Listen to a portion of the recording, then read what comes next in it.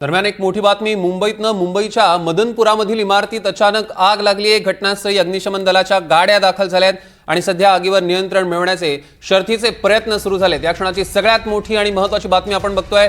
मुंबईतली दृश्य आपल्या टेलिव्हिजन स्क्रीनवर। आगीचं कारण अद्यापही कळू शकलेलं नाहीये। या क्षणाची एक मोठी बातमी, मुंबईच्या मदनपुरामधील इमारतीत अचानक आग लागलेली आहे। घटनास्थळी अग्निशमन दलाच्या गाड्या दाखल झालेल्या आहेत आणि आगीवर नियंत्रण मिळवण्याचे शर्थीचे प्रयत्न सुरू झालेले आहेत। ही दृश्य आपण आपल्या टेलिव्हिजन स्क्रीनवर जी बघतोय, मुंबईतल्या मदनपुरामधली ही दृश्य।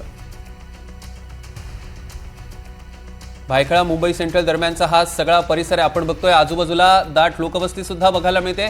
दृश्यांमध्ये आपण बघू शकतोय अग्निशमन दल तिकडे दाखल झालेलं आहे आणि आता अग्निशमन दलाच्या गाड्या आगीवर नियंत्रण मिळवण्याचे शर्थीचे प्रयत्न करतात। उंच असं हे टॉवर दिसतंय, सध्या आपल्याला दृश्यांवरून दिसतंय त्याप्रमाणे दुसऱ्या ते तिसऱ्या मजल्यावर आग लागल्याचं लक्षात येत आहे। मात्र त्याबाबतची अधिकृत माहिती समोर आलेली नाहीये। ही आपण दृश्य बघतोय, मुंबईतली मदनपुरामधली दृश्य आहेत।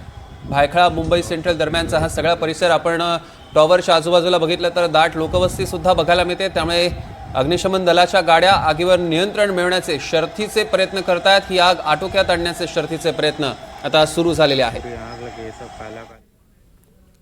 या संदर्भातले अधिकचे अपडेट्स आपण घेणार आहोत। रिजवान शेख आपले प्रतिनिधी आपल्या सोबत जोडले गेलेत। रिजवान, काय अधिकची माहिती आहे?